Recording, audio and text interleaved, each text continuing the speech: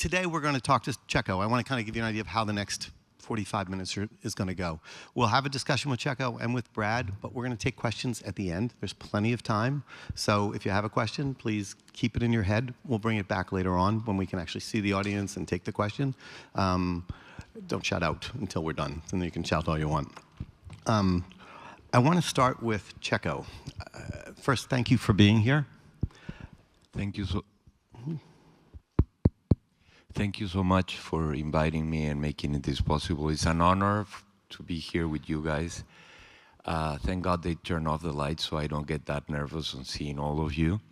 And please keep your ticket number because we're ruffling the lenses. No, just kidding. He is absolutely kidding. So I want to start by pointing out that your history a little bit before we talk specifically about two of your projects. Checco started 24 years ago, 20 more, a long time ago, as more or less last century, more or less a war photographer, a nature photographer, shooting in some of the worst situations in the world, all over the Middle East, and then sort of graduated in your career to music videos.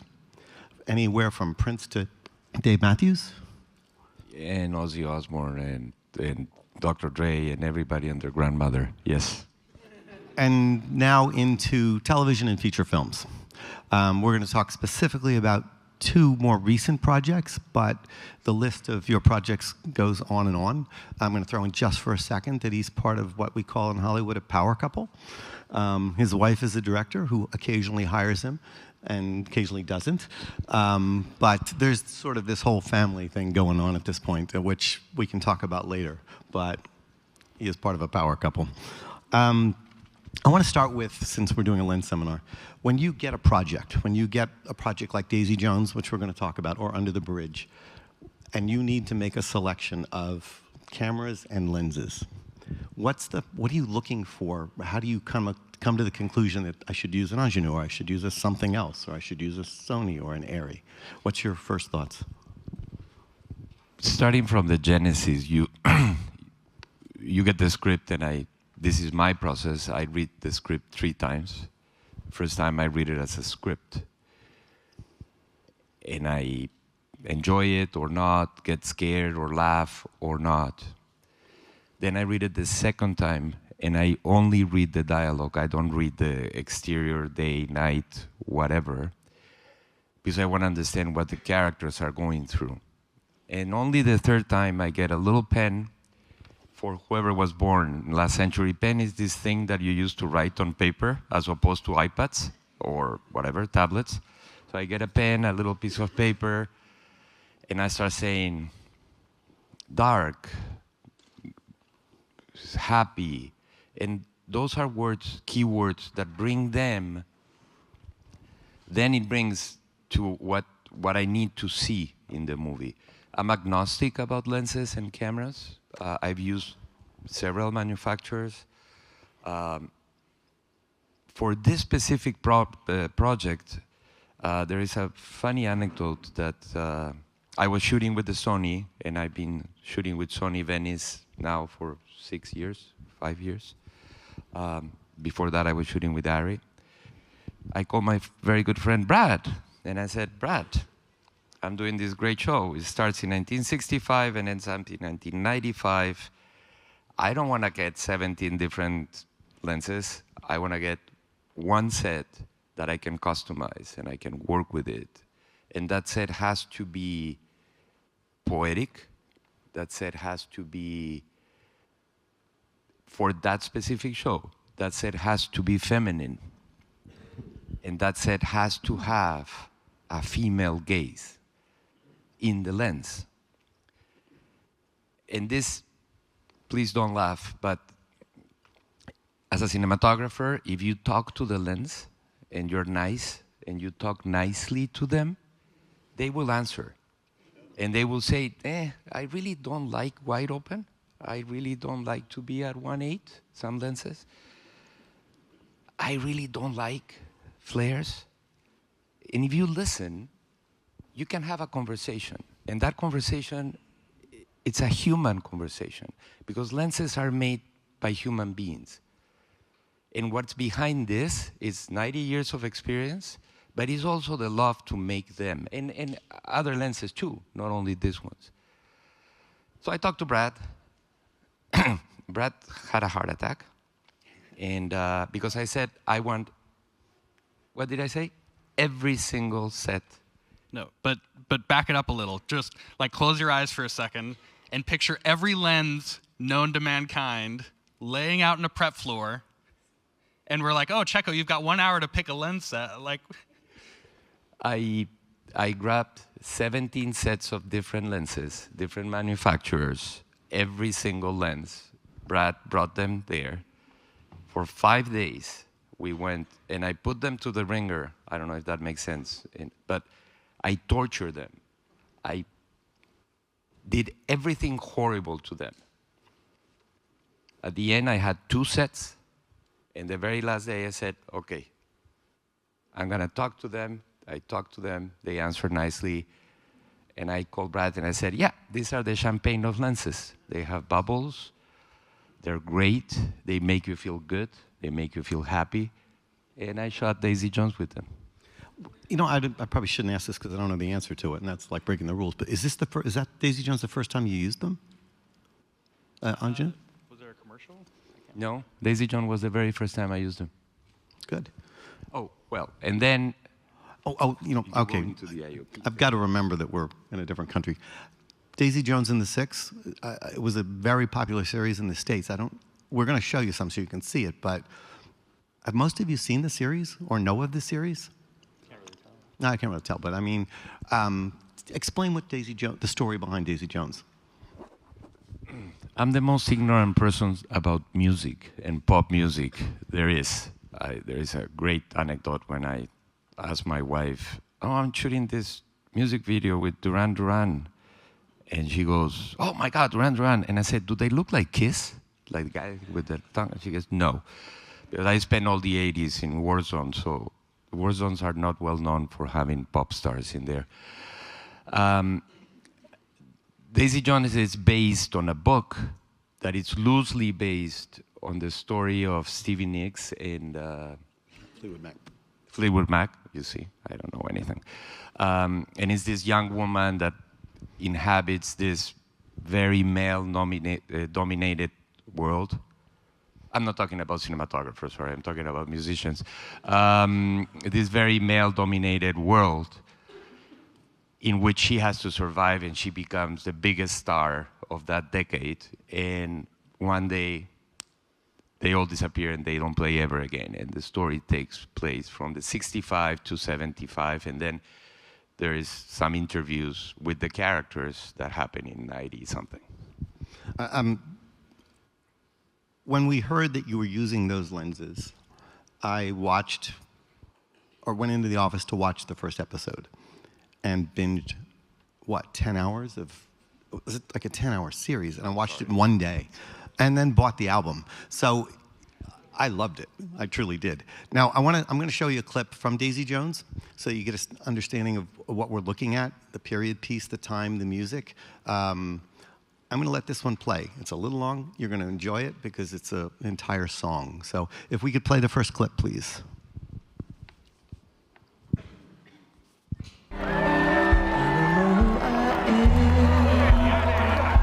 Baby, baby, baby, do you know who you are?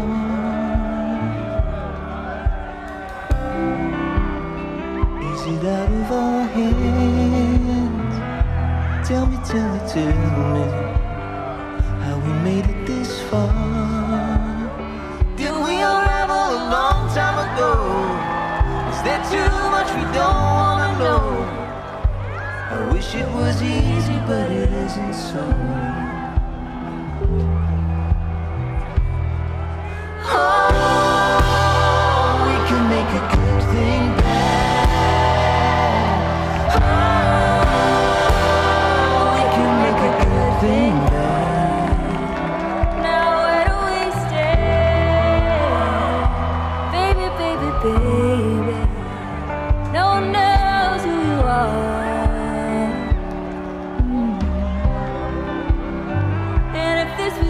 plan. Tell me why you've been crying in the dark. We unraveled a long time ago. We lost and we couldn't let it go. I wish it was easy, but it isn't so. So baby, oh, we could make a good thing back. Oh, we could make a good thing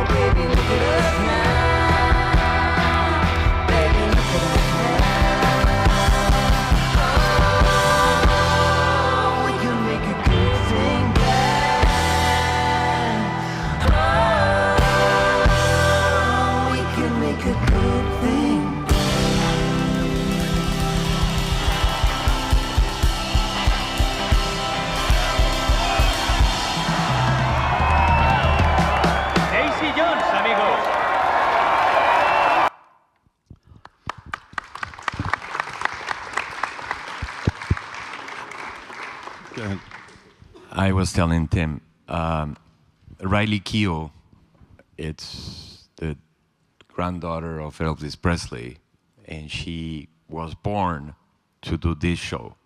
And I just said to Tim, I think this show was born to use these lenses. And I don't say it because I'm here. I say it every time I see it, because the flares and the texture and the love that you can see comes from an optic that gives you that. So let's talk about the optic. These are mostly primes, but a combination of Angenieux lenses all across, even our legendary 12x mixed with the prime systems. That's probably a 12x shot there. Yes. Right. And how well they work beautifully with our zooms. That's a whole infrastructure of lenses that you can use anything Optimo. But on this one, on the primes, we inserted Glimmer Glass 1.8 IOP. And I'll go back to the concept a little bit just to revisit it. So the IOP, the Integrated Optical Palette, is a small element that was built intentionally to put inside the lens, not behind it, not in front of it. You have those options, but it lives inside the lens, right there. And that changes the personality and the character of the lens. So you have one series of lenses and almost unlimited looks. You can shoot a period piece, you can shoot them clean, you can make them look like sci-fi, you can do all of this. And we're going to get to Brad, to do whatever it is. And that's going to come into play in a minute when I have to have Brad explain what that does to a rental house. But they're a beautiful concept. It's just a simple element that is being created to go inside. And these were built to be easily taken apart, literally taken apart. The elements will come out, the IOP will go in, the glass will go back in. And at that point, you have a different lens. So when you talking about every lens on the planet that you had to bring out to test, this was 7 or 8 or 9 different lenses, depending on how you wanted to customize it. So he chose Glimmer and kept it through the whole film. We had, I don't know, can't remember, but several possibilities. I chose Glimmer Glass 1.8 because you choose red wine and white wine. Well, I was feeling red wine that day, and I chose Glimmer Glass 1.8. I think it worked very nicely with the show. It has a little bit, a second before, there was sort of like an aura, sort of a blue aura on top of her. We'll show you in a minute. That comes from and I'm not an engineer and I'm not a technician, and I will say disastrous things, but the light bounces inside the lens and affects the way the quality of the image ends up being. And by having the filter inside, it's a completely different experience. So I'll do the technical part. Thank you. Yes, we used the word filter. If there's one thing you walk away from, I don't want you to think of these as a filter. Technically, yes, we use filter technology to create the IOP, but when it's actually inside the lens, it doesn't do what a filter does. It's not the same thing. We filter in the front like we always do, and when you do that, about 30% of the light bounces out and doesn't come into the lens at all. We filter on the rear, which is also effective, but essentially that image is baked in by then, and we just do this global change to the image before it gets to the sensor. But if you take our optical palette and insert it between the glass before it actually gets to the sensor, first off, the light doesn't go this way, it goes this way. It organically changes everything. It's more like a different coating or a different glass inside. So it does become a different lens. So call them palettes, okay? It's a very clever concept. So in this one you used glimmer, and I can see it, you can see it. Let's sort of maybe go over there for a few minutes and see if you can show them how it works. I'm not gonna do it here, but also there is another super extraordinary clever idea that I'm not gonna do it, but you take this thing out, which is a little filter. He can't do it. If I do things, usually I break them. Either Joshua Turner, my DP friend and operator, he does it, or they do it. You should never let me touch anything.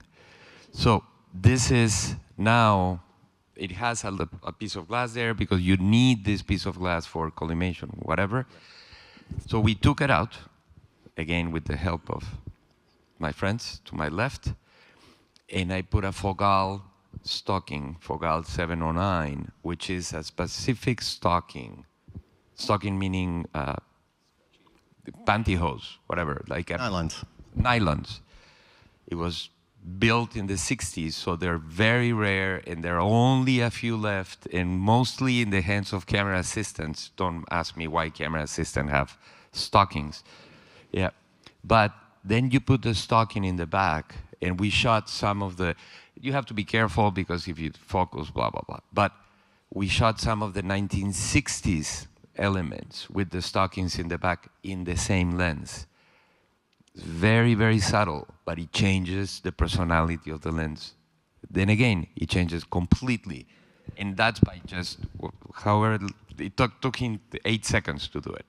So in 8 seconds, I have a vintage, old lens with my camera assistant stockings. Sorry about that. Right. So what I want you to understand about that is that once this IOP is inside, and this is why you don't want to think of it as a filter, the character has changed. So you'll still do to the rear what you would do, and to the front. You'll filter the front the same way. Just think of it as a different lens with a different look, because we've changed it. So hopefully there'll be some questions about that later, I guess. So let's give it a try. Don't drop anything. I'll try. But anyway, if I drop things, then he gets the bill, and it's a rental, so it doesn't matter. It's ours. We didn't rent it. So, thanks, my dear friend here. This is a 50 Angenieux with a glimmer glass IOP in there. I was about to do this with a flashlight, but the flashlight happens to be very cold, the color. So my friend's up there is gonna take one of those lights and turn it on. Yes, great, sorry. So you see now, obviously she's overexposed because I'm not lighting for that, but you start seeing the edge of the lens. And now the flares start coming inside to the left side. And that's a very radical flare, and we just came up with it 38 seconds ago, so it explains. I'm not proud of it. But then, as you can see, it bounces inside the lens, and it's not a filter that it's in front, but it takes the characteristic of the lens. Thank you, you can turn it off. But then if you go there, you see how it rounds the lens itself. It rounds, that monitor's a little washed out, but it rounds and adapts the contexture of the skin and the angles. Sorry, English just lag, and 200 people listening to me. It rounds her complexion. That's what word I was looking for. In Daisy Jones, we had 6 characters. In that particular moment, we had 4 cameras. In that concert, 4 cameras, 3 cameras, 5 cameras. Yes, thank you, Brad. 5 cameras. Most of the cameras had primes. 3 of the cameras had zooms. And I had to be able to trust every single one of them to do what I want. So that morning, I went to the lens boxes and started asking permission and forgiveness to the lenses. So they talked back and they said, you'll be okay. So let's try one without the IOP. This one has an 8 glimmer glass. Can we put the 50 without the IOP? And then again, Josh, do you want to put it? Josh, if you could help, I'd yes, greatly appreciate I don't do that. You doing it.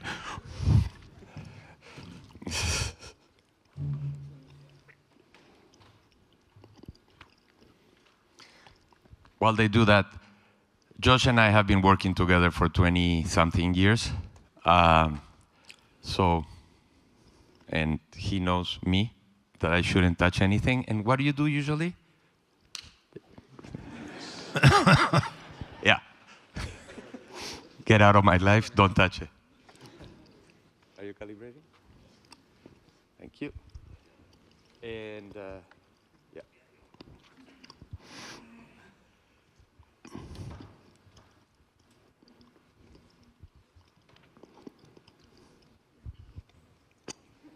And we're okay.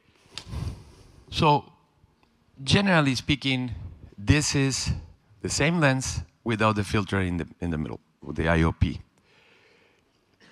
If we were in a post-production facility, in a calibrated monitor, in a dark room, I could see the differences. Right here, it's not easy to see the difference, but you'll see the difference in the flare or the... do me a favor, could you give me that light again? Yeah, thank you. So the flare is different.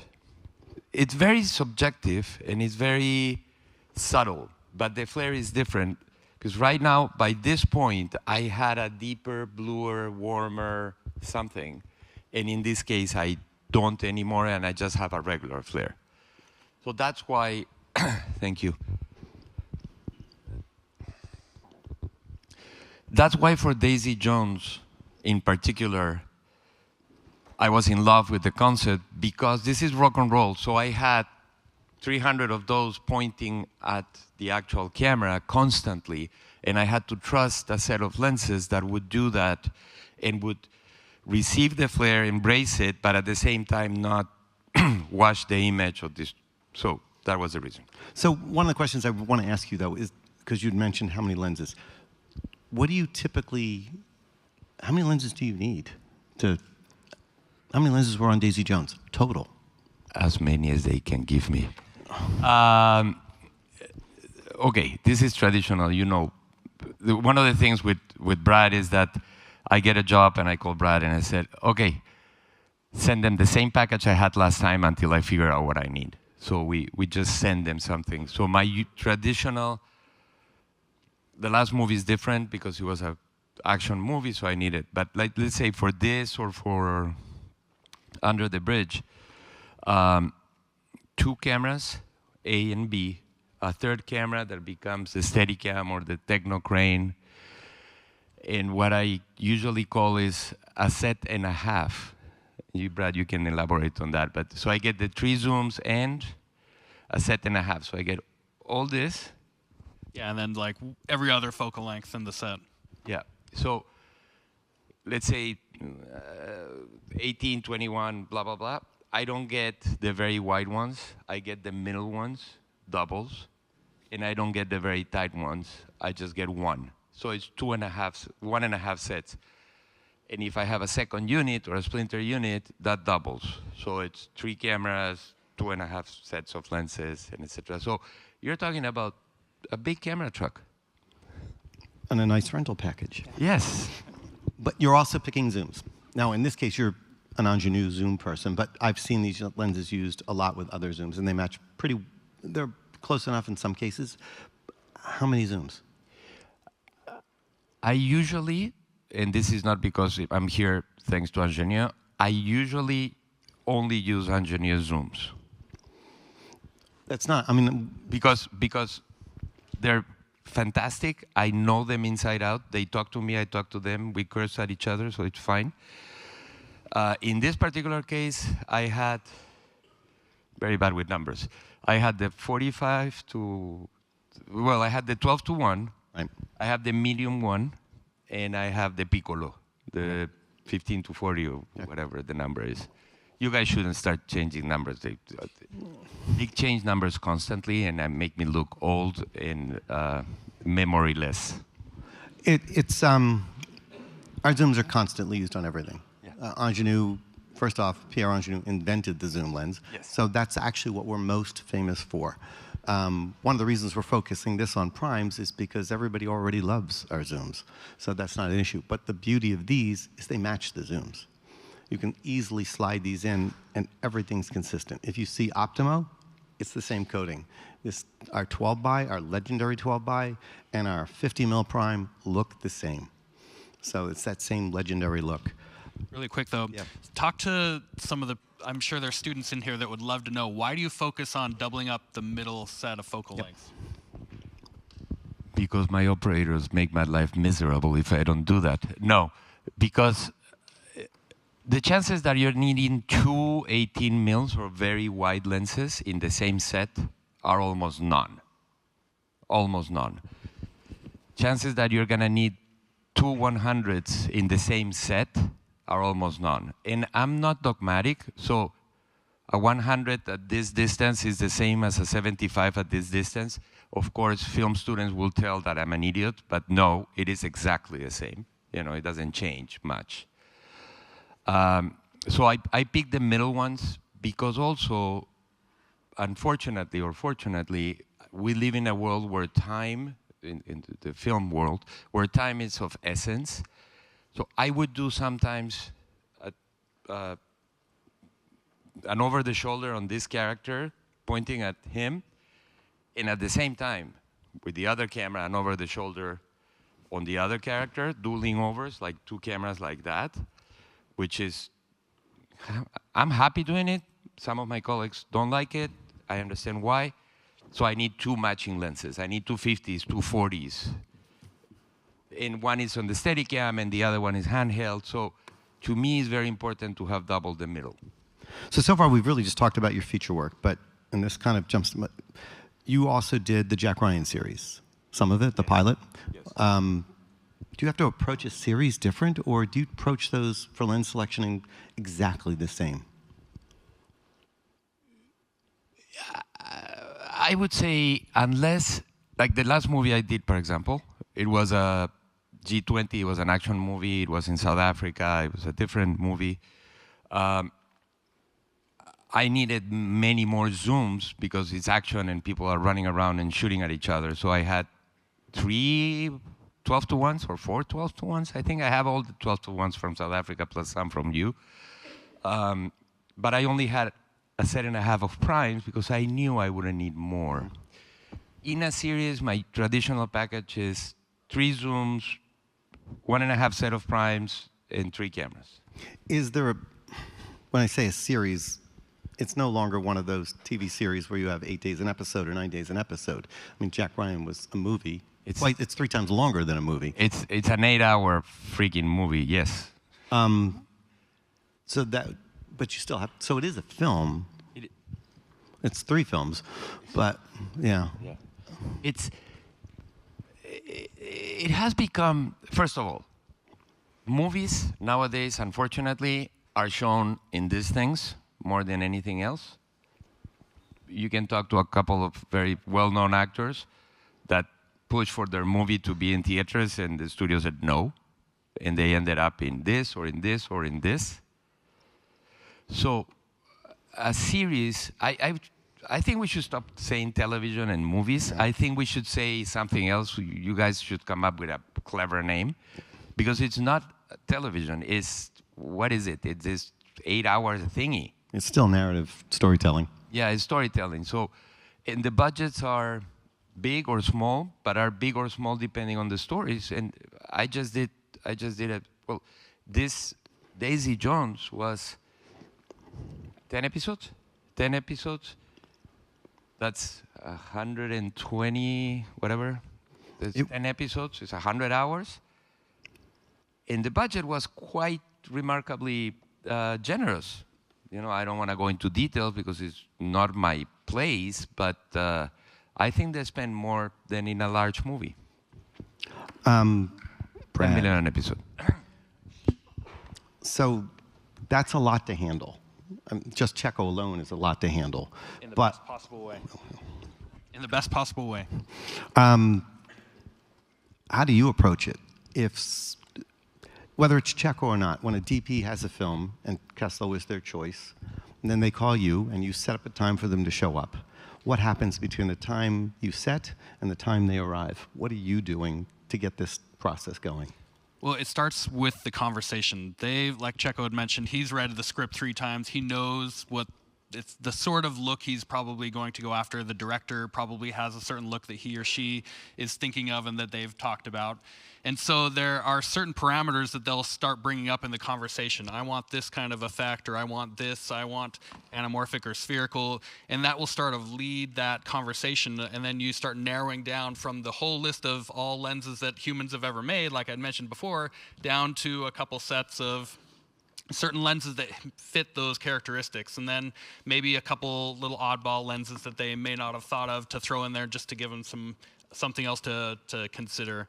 But then also, especially for Daisy Jones, you know, he wanted something more vintage, but a lot of these vintage lens sets are limited in the number of focal lengths, and that's where the Optimo Primes really came in, because you have 12 lenses to choose from. Like a set of K35s, beautiful lens, but you have 5 focal lengths. That's sometimes not enough to achieve all the... And none of them look like the other one. Yeah, well, that too. And so, yeah, and so coming down to when the lens, between that conversation and the test, it's pulling out all the lenses, getting it all ready, getting the camera set up, having an idea of, okay, here's a certain lighting setup that will just tentatively, I mean, it's not going to be what they're going to necessarily be shooting. For a rental house, we're just going to do a little mock-up. But then, yeah, you have a couple cameras if they haven't picked the specific camera, and then these multiple sets of lenses, and then just let them go at it. You know, whether it's inside, outside, maybe they need some exterior shots, shooting trees, light through trees, things like that. All right, so the DP tells you all that, and so you come to the conclusion that, like in Daisy Jones, it's a period piece, 3 different period pieces actually, because it's done in different decades. Do you then have some internal discussion to say, especially when it comes to these, I need to show him a clean lens, but I also want to show him something maybe with glimmer, or something with a blue streak, or something with any of the multiple options that we can create on this. Is that a creative decision that you make and say, let's bring all these out and see where it goes? Do you have to bring out every shoe in the back and try them all on before they can buy a pair?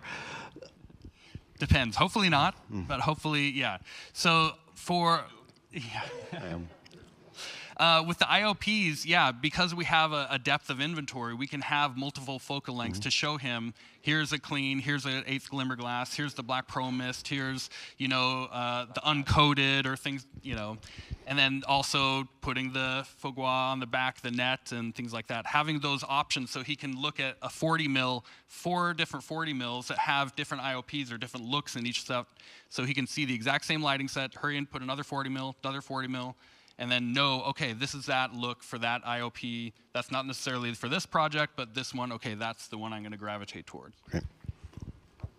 I need your help on this because I don't know enough. But one of the issues I find, not issues, one of the things I encounter multiple times is, oh, I want to use the same lenses they used in Apocalypse Now. Okay, those were very old. Are you sure? Yeah, I want the same look. Well, Apocalypse Now was shot in film. It was shot in Southeast Asia. They were doing drugs constantly. I don't do drugs anymore. I'm not going to go to Southeast Asia. This happens in the backlot of Paramount or whatever. And those lenses were designed for a specific emulsion of, not specific, but for a physical thing going up and down. If you open this, there is no film in there. There is a chip that looks like this, but more expensive and bigger. So these lenses, I believe, so a vintage, first of all, what is vintage? For my daughter that is 17, vintage is 2017, 2018. That's vintage. Oh my God, you have a vintage phone. But I mean, for me, vintage is 1940s. You know, for half of you guys, vintage is 1998. So vintage is the wrong word to use in our business. But if you want to recreate an era, I'm of the opinion of, I want all the lenses to look alike with each other. You know, if you get a vintage lens, one is out of focus on the left, the other one is fucked up on the right, sorry. Beep. So these guys are designed yesterday. The big thing with vintage is, as a manufacturer, that's a tough thing for us to chase because everybody has their own version of what vintage is. The coatings could have changed from one generation to another, so one is a little more orange, one's a little more yellow, and which one? And they used to clean it with like sandpaper, you know. So it's like, One's what coating are you radioactive. talking? Yeah, what coating are you talking about? Most vintage lenses have a lead content in them that's no longer legal to put in a glass. In some countries. In all the, pretty much every, well, in all, yeah, in some countries, I guess. So it's really very hard to actually reproduce an exact picture of what a lens that was shot in the 40s. So vintage becomes pretty subjective. But I think the whole, I want vintage is sort of what pushed this sort of new thing to detune a lens, to customize a lens. And that's sort of what we were answering with these. You must get that, I want it to look different than it came out of the box with everybody's lenses. well, you have to remember, so film had that natural character, that flavor to it. And digital sensors are so clean. Like, if I'm going to go have heart surgery, I want the perfect, the accurate sensor. I wouldn't want somebody shooting Kodak, 5290, whatever. Don't ask me about film stocks. Ask Checco. Vintage. Yeah. And so what cinematographers want to do a lot of times is try to soften up that really harsh sensor. And so that's why they're looking for older lenses or finding modern, beautiful lenses that you can sort of detune, like you said, with the IOPs. Sort of the approach that we have, I think, at Angenieux is they're not looking to make a perfect lens. We're looking to make an artistic lens. We're looking to make a lens that isn't an exact reproduction of what you're aiming at. And there are a lot of lenses out there. There are some lenses out there that I consider to be perfect. And you put them on a lens chart, and they're perfect. And as soon as somebody makes a movie about a lens chart, they're the appropriate lens. You point them at...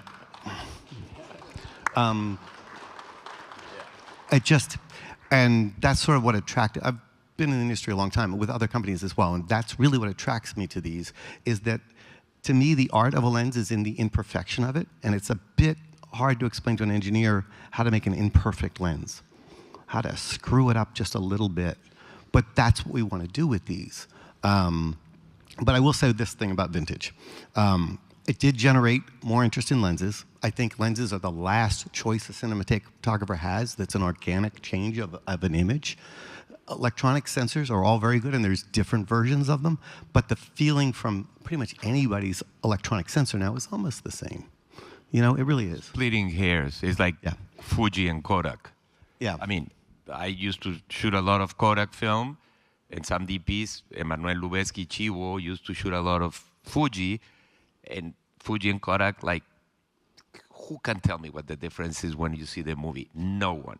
But the lens does. The lens is does that. completely different conversation. So lens choice is probably the most important choice you can make when you're trying to figure out what your package is supposed to be. I'm going to go a little obtuse and poetic, but cameras and sensors or film is like the paper you write in. You know, some people like to write this way, some people like to write this way. Lenses are the choice between poetry and prose, but lenses ultimately are the dots, the commas, the accents of a sentence. So I write in Spanish, that's what I write. But I put commas, those are my lenses. Those are where I become poetic, or I put a comma and I let the audience, that's what the lenses do. The paper is the same. Reflex paper is fantastic. Sony paper, my camera for the last 7 years, it's extraordinary. But here, or the other manufacturer of the other lenses, is where I change how you read my prose or my poetry. I'll take that. That's what I meant when I said not perfect. I want to go ahead. I was just going to say, so with the Optimo Primes, we're talking about detuning and things like that, this is the perfect foundation because you have a beautiful, clean lens if you need it, but then you also have the ability to change different aspects of this. Even the iris, I don't know if you've gone into the iris or if people are aware that you can change out the iris, and future iris shapes and things like that will be coming out. So you can change different aspects of this to have a completely different look, but you're starting with a beautiful foundation that are all more or less the same size, great weight, lightweight, and very light.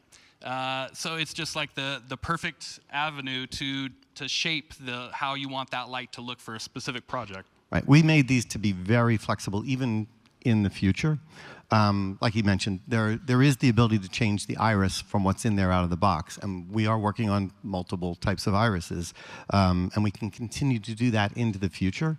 When a company like his makes an investment like that, the lens has to do more than one thing.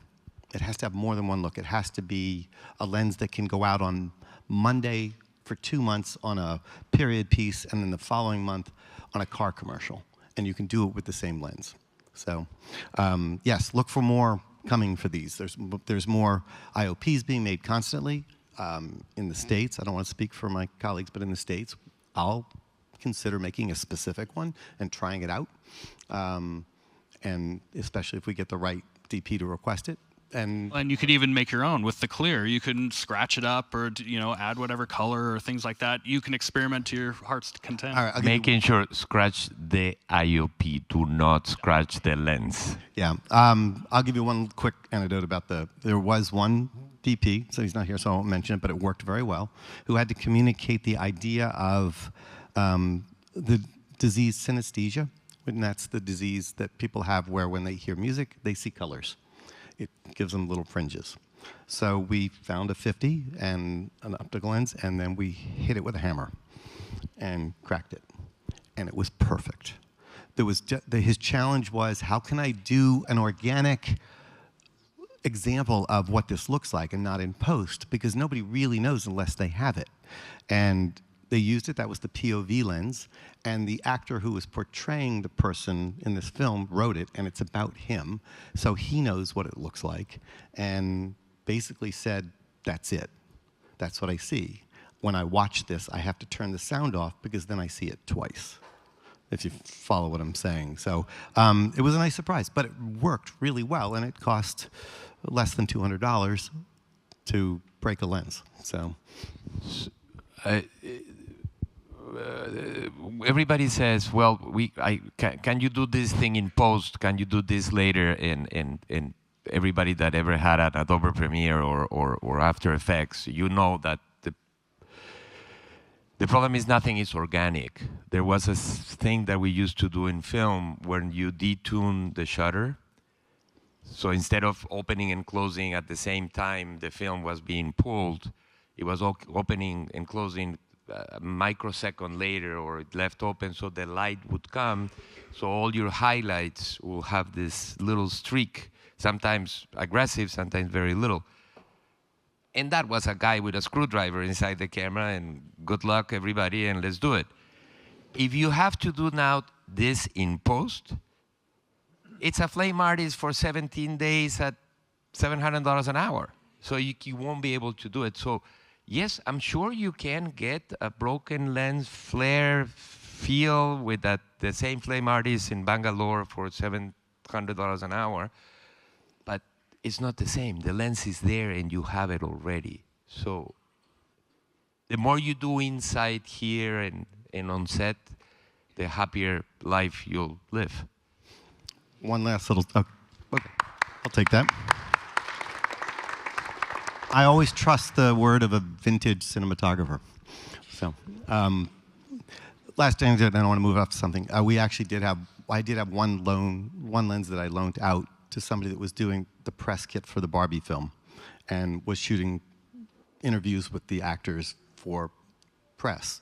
And when it came back, he had taken the filter that was inside, the IOP that was inside, and used glue to put glitter all around the outside of the filter, which the light caught and reflected all across. I mean, he ruined it, but it was a unique thing, and it gave it a really interesting look. I'll let them try whatever they've got to do. It's their choice. All right, so I'm going to shift gears a little bit.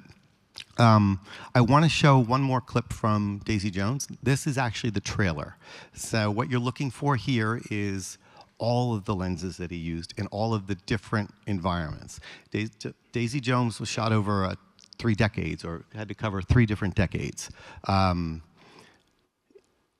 in many different environments. Concert stuff, dark stuff, the happy moments, the suicidal moments, everything that happened in the storyline. So most of that's in this trailer, which is kind of when I want to show it. Look for everything at one time on this one. So if we can play the second clip, please. I don't even know why we're doing this. It's not a duet. Billy, you wrote a good song, not a great one. Did you guys want to record something or fight more? I'm fine either way. Okay, let's get this started. This is Honeycomb, take 1. Can I ask you a question? What do you think the song's about? What do I think the song is about? What the song what that I is the wrote? song What do I about? think the song that I wrote is about? It's about starting a new life. I don't know who I am. It's about dreaming of something different. Baby, baby, baby. Do you know who you are? Don't stop. I wanted to tell Yeah, Daisy, look, we don't need to argue. I was just gonna say that I love the sound of your voice. We unraveled a long time ago. We lost and we couldn't let it go. Oh my God. Your first single, and it hits #1. How do you top that? So baby,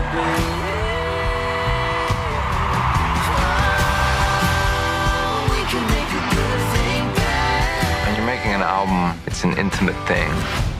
It has to be. I've never seen him smile this much in his life.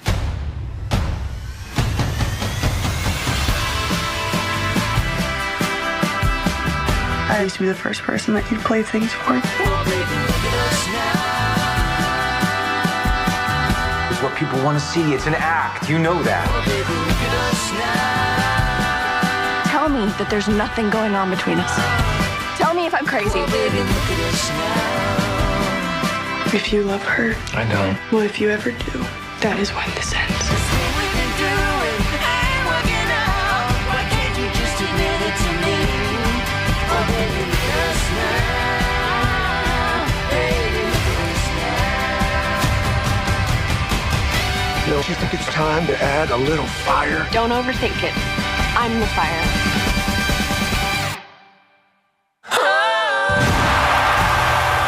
We can make a good thing bad.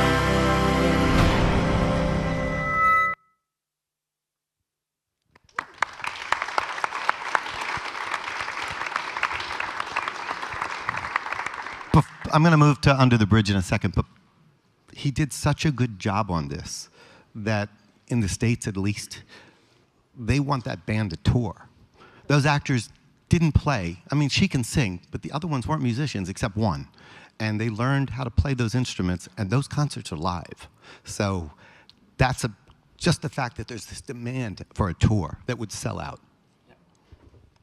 Yeah, it was great. Looking at it, I get tired because, oh my God, yes. Yeah. I mean, if it hadn't been done well, the demand wouldn't be there. All right, so now I want to move to Under the Bridge.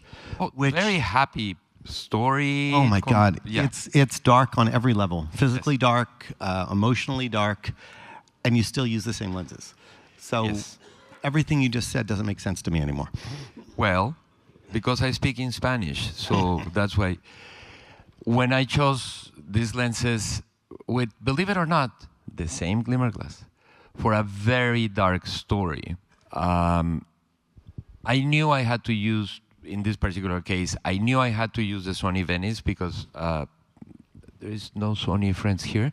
I pushed the camera to 6500 ASA, shh, don't tell anyone.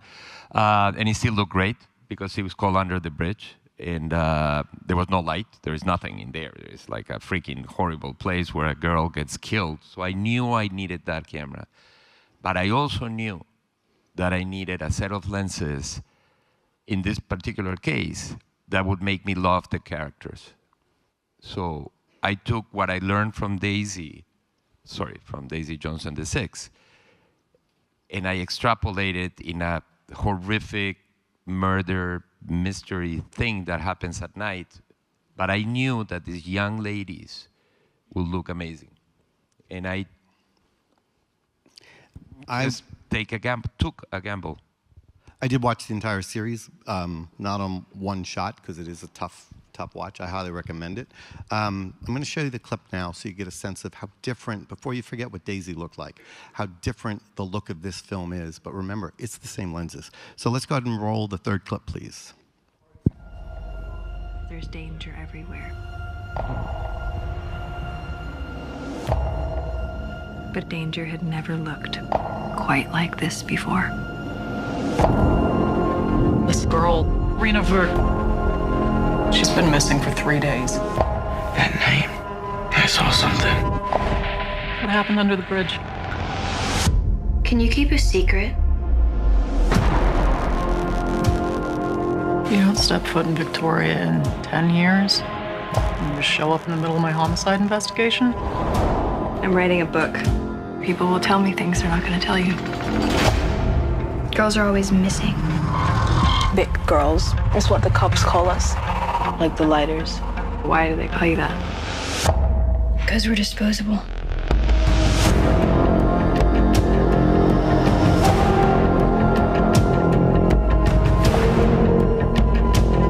There's a darkness in those girls. I think the devil is working inside them.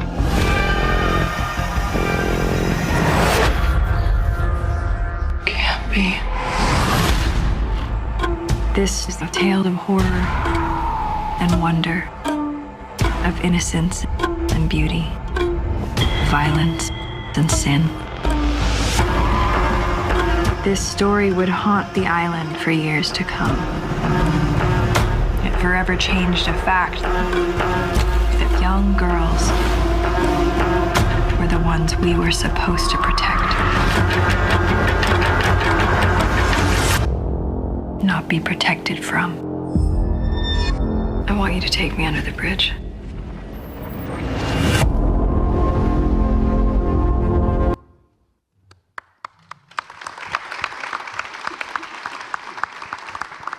You really couldn't have two clips that could be possibly any different than those two. So what do you do when you're using pretty much the exact same camera package to make it so different? Brad is going to laugh because I mentioned this before. The only other profession I can compare a cinematographer to, it's to be a chef. I like to eat, as you can see, and I cook very well, almost better than DP thing. I'm a better cook. Chefs go to the same market, and they buy the same tomatoes, and they buy the same olive oil, and they buy the same oregano or whatever. But we do radically different things with the same ingredients. It's not about the tomatoes, my friend. It's about what you have inside, or what your mom told you, or how many museums you wear. I have a 17-year-old daughter that wants to be a filmmaker, and she said, "Oh my God, great, we have an FX3, we can shoot." And like, you can shoot with your iPhone. It's about the story, it's about what you tell. In this particular case, the tomatoes became a different sauce. It wasn't bolognese, it was more like a matriciana. But it's not about the tomatoes, it's about the chef. So that was a different spirit, and it worked out very well. I'm going to have a different answer. Yes, of course. Because I got that, but I can't say that. No, you can't. I mean, I can feel it. I get what you're doing. But I think I saw you leaning much more on the middle of the focal lengths than this. I don't see as much 12 by, I don't see as much zoom, but I still see the same lenses. You're right. You're right. Completely, 100% right. I had the zooms. Mm-hmm. I probably never used them. But they still matched. Yeah. Yeah, but I think I can see 5 in the middle primes as 90% of that clip, maybe more. We used the 40. Like 24 to... Yeah, the 21 and the 40 were constantly the lens, and close and intimate, and also without distortion. One thing I wanted to mention before I forget, unfortunately or fortunately, nowadays we do a lot of things in visual effects, or everybody's in love with this thing, the volume and etc. These lenses have LDS, flash eye. Yeah, for metadata. Yep. Yeah, metadata. Flash eye, yep. So you plug in something and that, whatever, he'll explain it better than me. I don't know what it does, but it's okay, it's great. But also, this lens, if I get another one of, if I get his brother or sister, it will look exactly the same. Mm-hmm.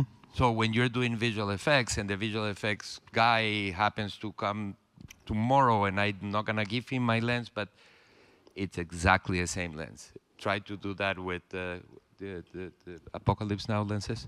Yeah. No metadata. Yeah. We conform to the metadata standard that the industry uses essentially on everything, the Cook Eye system, which was adopted a few years back.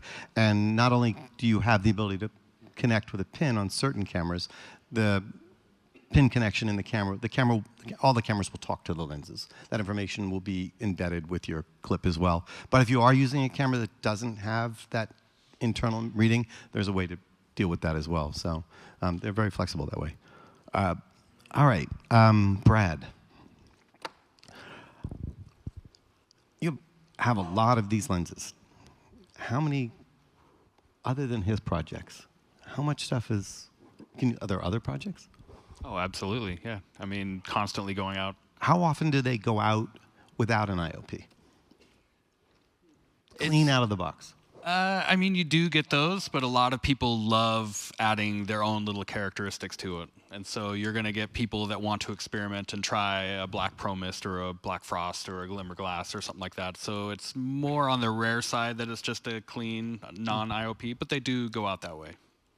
That wasn't the answer I thought I was going to get. I think there's a lot of cinematographers looking to sort of create a signature look. You know, but I think commercials and things like that, maybe that's it. Interesting, okay. Because you do more work with these than anybody in the world. So that's clear. I'm going to make a note of that as well. People too many options, and they're going to keep experimenting. Yeah, let's talk about, before we go to the Q&A, let's talk about the options. How problematic is all these options for you? That's not problematic. I mean, people aren't wanting to look at all 20 IOPs, luckily. So, except, I mean, maybe one, but... Great. All right, so we're right on schedule, timing-wise. If we could go ahead and bring the house lights up, and I'm going to ask you to talk for a while. Do we have mic runners? Great. So we'll take questions. We still have some time, so don't rush it. But let's, while they're looking for this, somebody give me a hand. We'll start with questions that way. I have a question for you guys. How many directors are here? Directors. How many DPs? Wow. That's the right audience. How many people have also shot on Optimo Primes? Really? Please talk to me after you're done. Why? Wow. Great. That's really. How many people have shot with Angenieux zooms? Yeah, that's you get it. That's sort of a given. That's sort of a given. Okay. Yes, sir. So in terms of technical part, it's my question mainly, which is, I've seen the primes before.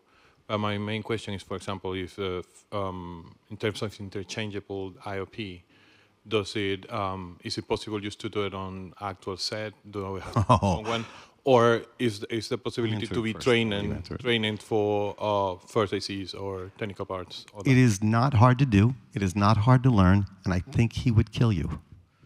Would you let them change an IOP on set? We would highly recommend they don't. Yeah. You would really want it to be in a controlled space. I mean, if you're out in the desert and you start doing that, you're going to also add more character, as in sand particulates and things like that. But maybe that's what you want. A rental house is not going to be pleased when that lens comes back, though, that way. It is not a real challenge to do it. It's very easy to train a rental house to do that. I would say you don't need a clean room, but you need a room that's clean. And you need someone with patience. You're still sticking a screwdriver within an inch of a very expensive piece of glass. But it is designed to be done that. There's a dedicated toolkit for it that specifically removes these without too much interaction. That said, anytime somebody's taking a screwdriver to a lens, I think you should have insurance. Definitely. But in those cases, because of course it's very technical, is Angenieux any time interested like doing certification or courses for first ACs? For changing an IOP? Yeah, well, I mean, I know it's not difficult for a first AC in terms of actually if they have the right knowledge, but... So your question is, can we, I mean, not we, but Angenieux train someone in that particular rental house, in that particular small town in the corner of the world to do it? It is so not complicated. Certification would be overkill. Okay. It's maybe 20 minutes and you got it. I can change one in 5 minutes, 10 minutes if somebody's watching. We have a technician in my office who likes to do it literally at trade shows with a blindfold on, just because he's showing off. It's really not hard. These were designed to be taken apart and put back together constantly. So ideally not on set. Do not do it at home. Right. I don't think a rental house is going to just say, oh, oops, and when they have to pour sand out of them. So, okay.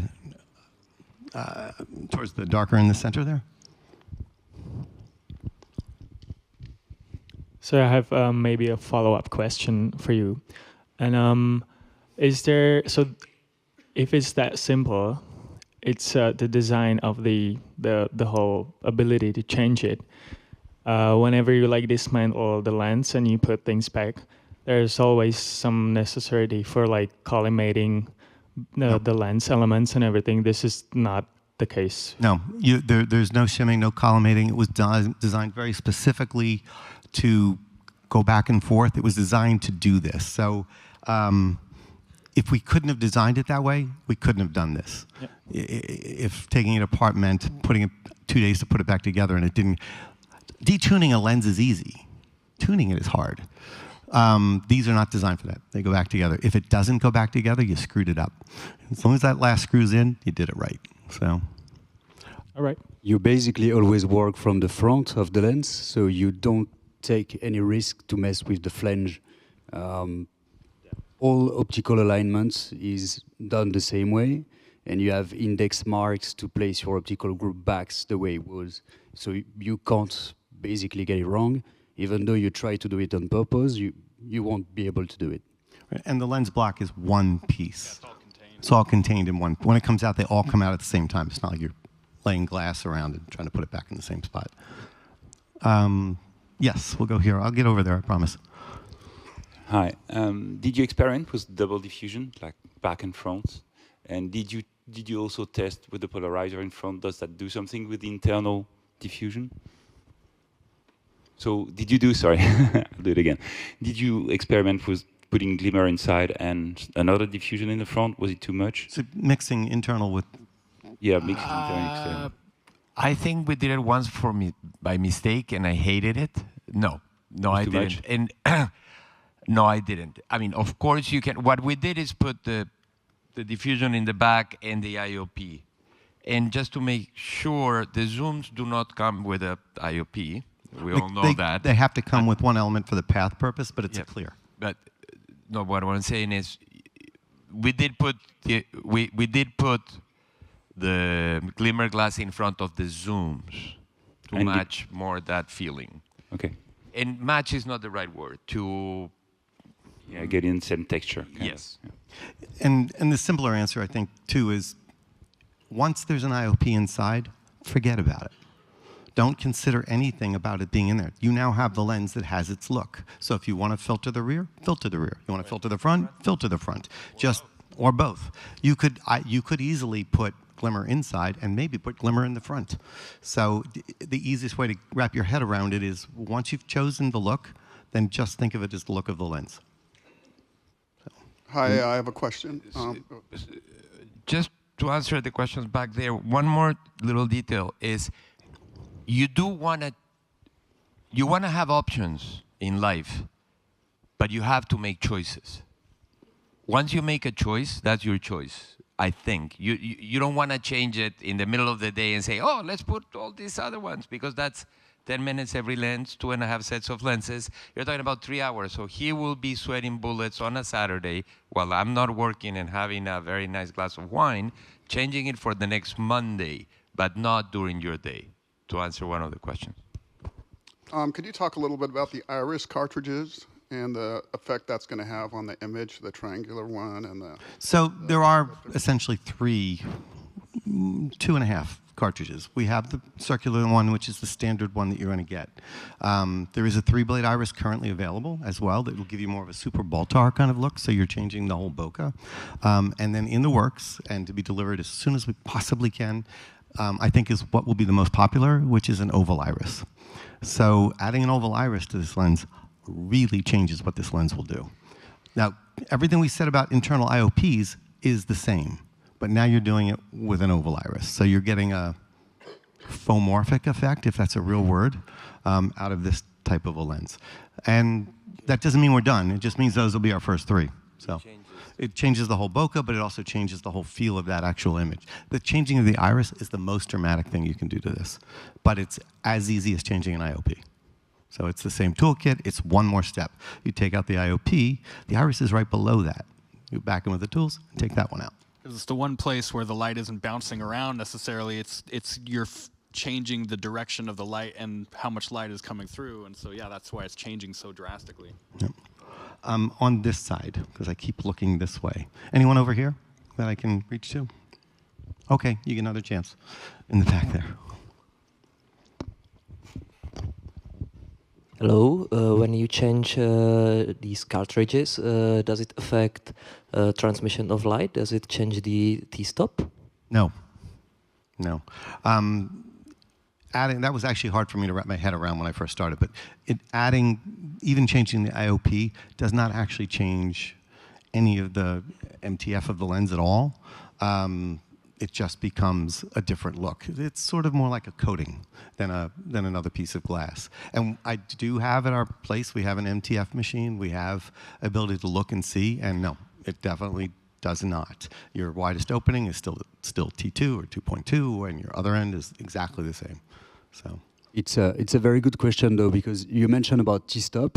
With the oval iris, naturally, we're gonna lose some light. Okay. So you're not gonna end up with a T1.8, but you're gonna start with a T2.6. So that's the limitation of the oval iris. The triangle iris-wise, you will have the exact same T-stop that you would with the 9-blade native iris, of course. And just to be clear, I said what I said because he's never shown me the oval iris. So when it comes out, I guess that will be the case. Just in to the left of the table, they're not gonna like my answer, but what is a stop among friends? Nothing. With these cameras, nowadays, okay, I'm shooting at 800. Oh, we put the oval iris. Oh, shoot it at 1600. Thank you. Next. Right. You get one stop back. Is there anything that people would have to do for consideration with the eye data as you change the iris? Possibly. No, there won't be. There won't be any software calibration that needs to be done. There will be a ring that would be provided with the oval iris, so you can match your new T-stop with the index mark on the lens. But no, the software will work the same way. The LEMO connector will work the same way, and the PL mount will communicate with the camera the same way as well. Thank you. Finally, from the women.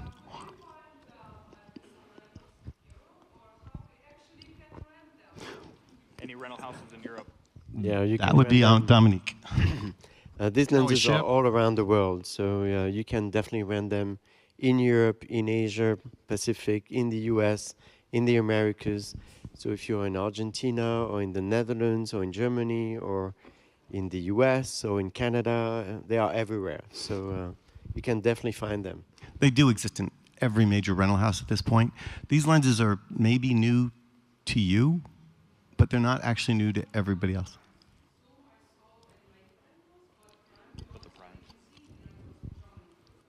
In Germany? Yeah.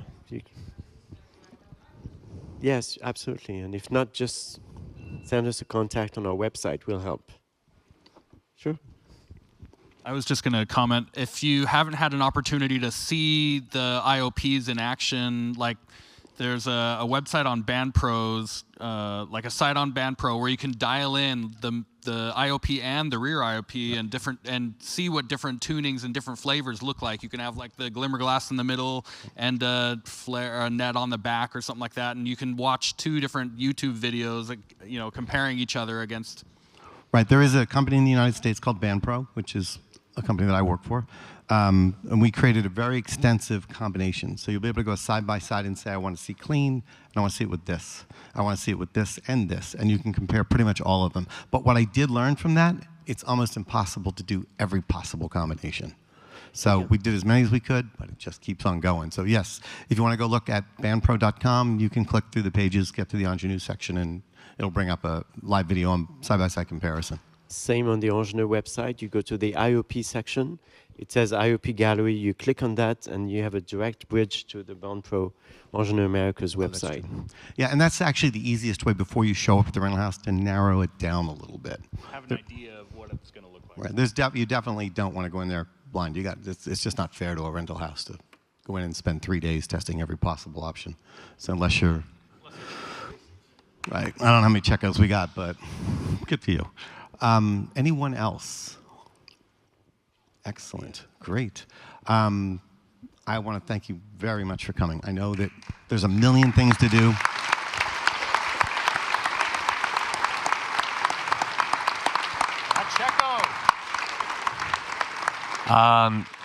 If anybody later finds me in a corner and have more questions, he'll sign more than happy. If you like, more than happy to talk to you guys, because believe it or not, I'll learn more from your questions than what I'm gonna answer. So please.